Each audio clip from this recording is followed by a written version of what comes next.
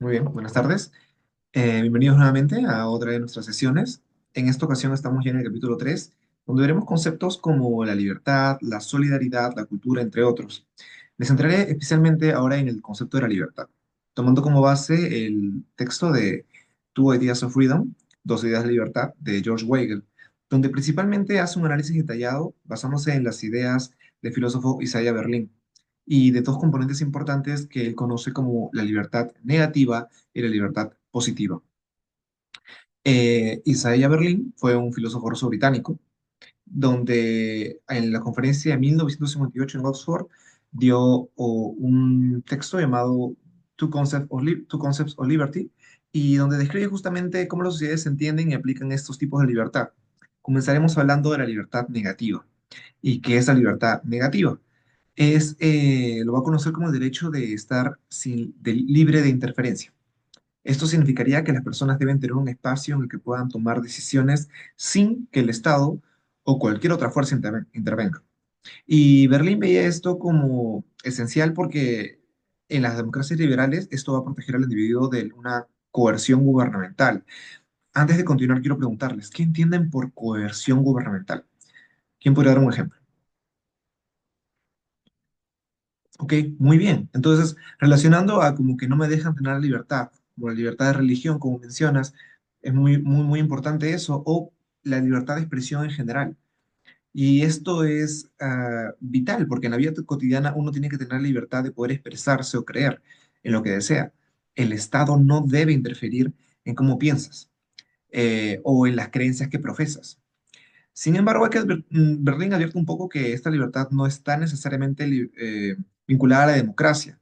Definitivamente está muy alejada de los otros regímenes y está más cercana a la democracia, pero también se puede dar. Un régimen democrático podría imponer restricciones a la libertad en nombre de lo que conocemos como el bien común, algo que lo hemos visto a lo largo de toda la historia y lo seguimos viendo hasta ahora, porque esto es una excusa para poder mantener el orden social. Y de hecho, eso nos lleva a la otra libertad, la libertad positiva, la libertad para, como se indica, porque es lo que dice que es lo que se diría que es una libertad para actuar con un propósito o bien mayor, la libertad para poder hacer algo, para lograr algo. En esta libertad se busca tener una meta más elevada, como en este caso la justicia, un bienestar colectivo. Y la libertad positiva va a estar centrada en alcanzar esa realización personal o social. Y así como suena, puede parecer muy beneficioso, en gran manera lo sería, pero tiene un riesgo muy fuerte, muy inherente, porque desde la concepción de esta libertad, nos indica que hay un riesgo bastante grande, mucho mayor de la opresión, ya que cuando el Estado o alguna autoridad impone su versión de lo que es el bien mayor, los demás acatan. Entonces, lo que conocemos, como mencionaba hace un momento, los regímenes totalitarios, como el comunismo, el fascismo, utilizan, de hecho, hasta ahora, y utilizan este concepto para justificar el control abusivo, el control absoluto de la vida de las personas. Entonces, los gobiernos van a alegar que están liberando a las personas para alcanzar un bien superior, cuando en realidad están quitando las libertades individuales. Entonces, en esta parte podemos concluir que Isaiah Berlin identificó correctamente que eran ambas libertades y como la positiva, si bien, como decimos, en apariencia puede ser muy buena, tiene un riesgo muy fuerte de volverse coercitiva. Y la libertad negativa, que no está libre de riesgos, en realidad tiene una capacidad más fuerte de protegernos del autoritarismo, ya que las concepciones de ambas se van más para esos lados.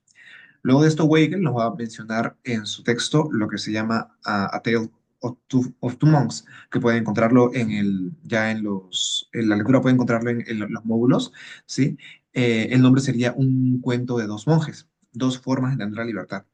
Y es literalmente dos formas de entender la libertad, porque aquí, en este caso, Weigel quiere ir más atrás, quiere ir a una época medieval, pero ilustrar cómo estas dos concepciones de libertad ya existían antes en el pensamiento filosófico, pero obviamente con otros nombres, otras formas, otras esencias. Y para esto usará a dos figuras claves, Santo Tomás de Aquino y Guillermo de Ockham. Y esto es muy interesante porque estos dos filósofos tenían visiones radicalmente diferentes de lo que significa libertad. Por ejemplo, comencemos con Santo Tomás de Aquino y lo que él conocería como la libertad para la excelencia. Santo Tomás de Aquino, como saben, es uno de los filósofos más influyentes de la tradición occidental, y él veía la libertad como algo que estaba vinculado intrínsecamente al bien y a la virtud.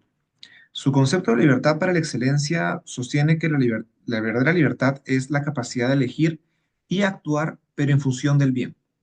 No se trata de hacer solo lo que queramos, sino de lo que es correcto. Según Santo Tomás, la libertad es un medio para alcanzar la felicidad y la perfección moral. Y ahora les pregunto, ¿es fácil? No suena fácil, ¿verdad?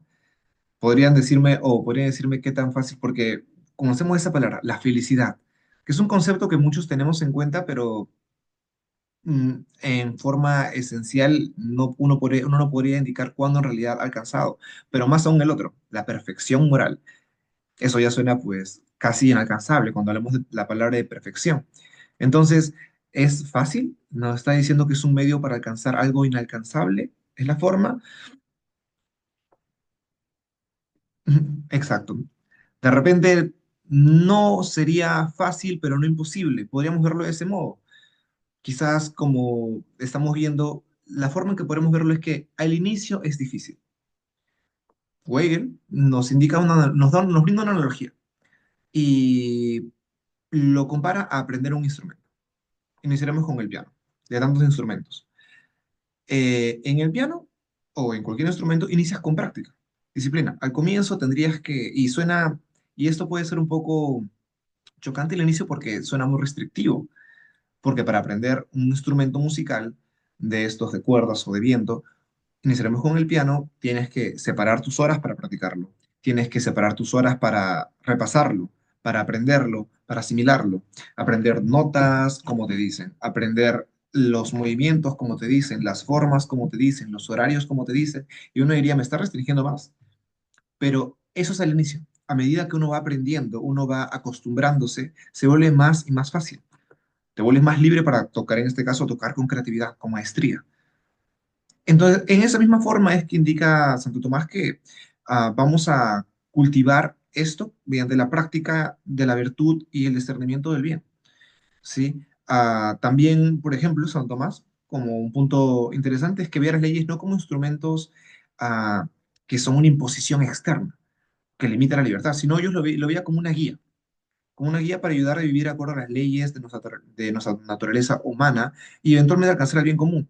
Así como para aprender el piano tenemos que seguir ciertas metodologías, que al final tú vas a poder elegir cómo hay ciertas bases que se tienen que respetar. La forma en que se lee las partituras, la forma en que tiene que sostenerse mejor el piano, las formas en que se tienen que combinar las altas con las bajas, son formas no que te limitan, sino que te ayudan a guiarte cómo tocar mejor. Porque hay formas en que si tú lo haces fuera de esos rangos, va a salir mal, por así decirlo. Ahora, vamos al otro extremo, Guillermo de Ockham, y lo que él conocía como la libertad y diferencia. Él defendía esto, mejor dicho. Él tenía una visión que era más individualista de la libertad. Según Ockham, la libertad no está conectada necesariamente con el bien, con la verdad, sino que simplemente la capacidad de elegir entre diferentes opciones, sin importar cuáles sean. No había opción mala, opción buena, opción linda, opción fea, dos opciones. Y esta visión nominalista, individualista, justamente se desconecta con la libertad, va a desconectar la libertad con cualquier tipo de moralidad, ¿ya? O con cualquier tipo de verdad universal. La moralidad se va a convertir en una cuestión de obedecer las reglas impuestas externamente y la libertad, según Ockham, va a ser una cuestión de poder y autoafirmación. Yo elijo lo que elijo porque lo elijo y no hay un fin mayor. Y de hecho este enfoque en realidad ha tenido bastante influencia en el pensamiento y lo conocemos ahora de repente, es una idea moderna de autonomía radical, que es la creencia de que el individuo es completamente autónomo y que la libertad se basa únicamente en la capacidad de tomar decisiones sin ninguna interferencia externa. Por ejemplo, esto va a ser bastante influencia de lo que veremos con pensadores como Nietzsche, y que habló lo que era de la voluntad del poder. Y bueno, como conclusión tenemos estas dos versiones bastante diferentes y externas, ¿cierto? La de Santo Tomás de Aquino y la de Ockham. Una como que buscaba la excelencia moral, sobre todo la excelencia, y la de Ockham que había un ejercicio simple de elección individual, y era su libertad de diferencia. Finalmente, en el texto de Weigel, vamos a ver esta comparación, la libertad de la excelencia versus la libertad de diferencia. Y vamos a ver que concluye argumentando que hemos, de una forma con el tema de la libertad al inicio negativa y positiva, que nos vamos a centrar más que nada en la libertad es la capacidad de elección, la capacidad de elegir, la ausencia de restricciones. Y si nos centramos en eso, si hablamos que la libertad es la capacidad de elegir, es que no van a elegir y tengo libertad para hacer lo que quiera o como lo quiera, o la libertad de elegir lo que quiera y como quiera, ¿nos estamos acercando más a la excelencia de buscar un bien mayor o estamos acercando más a la libertad de diferencia, a relativismo moral? Yo elijo lo que decido moralmente, pues relativamente, acá para hacerme bueno, acá para hacerme malo. Y si bien hay mucha subjetividad en muchas cosas, creo que tenemos todos, y estamos aquí por eso, nosotros como personas interesadas en la dignidad humana, nosotros en Guaya también, tenemos en realidad un concepto bastante general de lo que es bueno y malo. Sin necesidad de ir a opiniones, hay, hay realidades que simplemente son eso, verdades. Hay una verdad en muchos aspectos. Hay muchos aspectos que son debatibles, hay muchos aspectos que son argumentables y pueden ser discutidos, pero hay otros que simplemente son y deben ser aceptados porque lo que es bueno y lo que es bueno y lo que va a ser bueno para un bien, para una comunidad o para lo que va a ser un bien mayor, va a ser un bien mayor sin una discusión al respecto. Y cuando nos vamos a la libertad de, bueno, para mí esto va a ser aquí, pero para mí no, nos vamos a la libertad, a relativismo moral al final.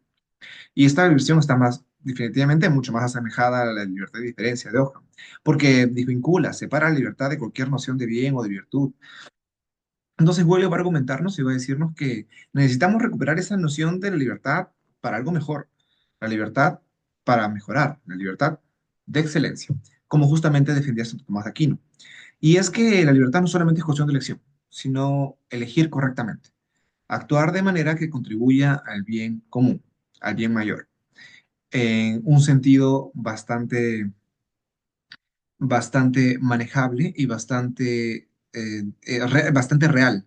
No solo conveniencia, como decíamos, de los regímenes autoritarios. Por eso en realidad hasta ahora se habla de los riesgos que tiene mencionar como libertad positiva y negativa. Entonces, la libertad va a implicar la responsabilidad y una conexión con la libertad y la dignidad humana. La libertad negativa, si bien es buena porque protegerá la interferencia externa, vamos a concluir que no, que sola no va a ser suficiente.